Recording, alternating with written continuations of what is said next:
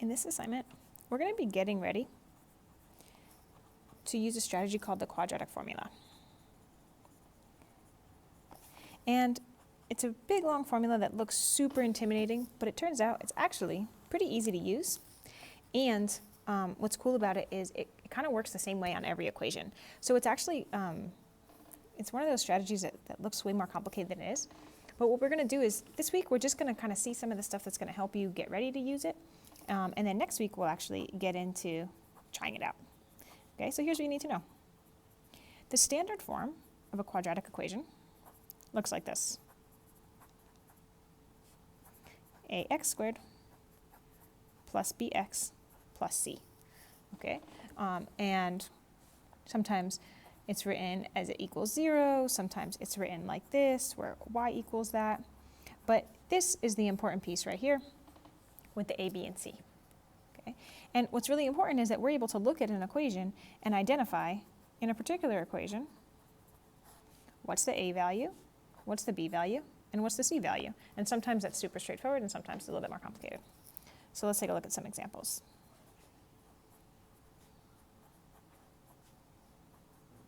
Okay, now, if we take a look here, right, a is the number that's being multiplied by x squared, b is the number that's being multiplied by x, and c is the number that's not being multiplied by any variable at all. So here, the a is the number that's being multiplied by x squared, so it's 3.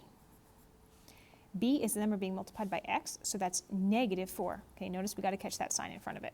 And c is the number that's not being multiplied by anything, and that's positive 7.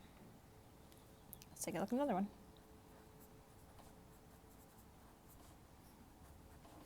In this equation, what number is being multiplied by x squared? There's no number there. So that means it's that invisible 1. So here a is 1, b is 3, and c is negative 1. Okay, let's look at some circumstances that maybe feel like a little bit confusing. What about this one? So here we can see the number being multiplied by x squared is 9. So a is 9. What about b?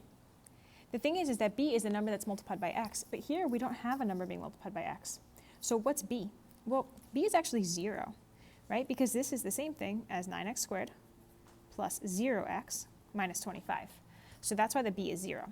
And then the c is the number that's not multiplied by any x, and so in this case, that's negative 25.